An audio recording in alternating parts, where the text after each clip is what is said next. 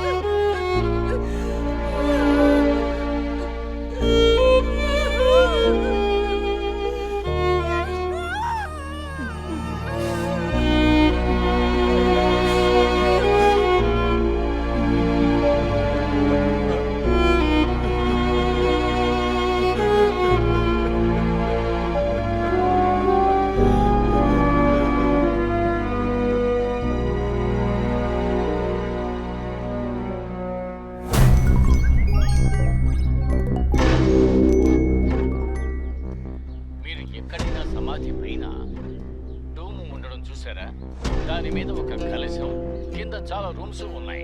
ఆ రూములకి తలుపులనేవి లేవు. అవన్నీ సిమెంట్ గుమ్మాలు అంతే.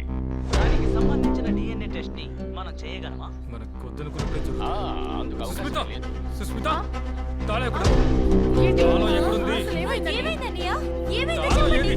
నాన్నే స్కూటర్ తీసుకెళ్లారు. ఏమైందో చెప్పండి. ఆగండి. ఏమంటున్నారు వదినా? మన తాజ్ మహల్ కి మనం డిఎన్ఏ టెస్ట్ చేయగలమా? మీరు అనుకున్నట్టుగా డిఎన్ఏ టెస్ట్ అనేది ఒక జోకు కాదు. ఒక బొట్టు రక్తంతో మనం మన దేహ చరిత్ర తెలుసుకోవచ్చు. అదే విధంగా ఇందులో ఒక రాయి తీసి ఇది ఎప్పుడు కట్టబడిందనేది చెప్పొచ్చా? అర్థమైందా? నిజంగా అద్భుతం. మనకు కావాల్సిన పని వాళ్ళు చేశారు. దీన్ని వైరల్ చేసి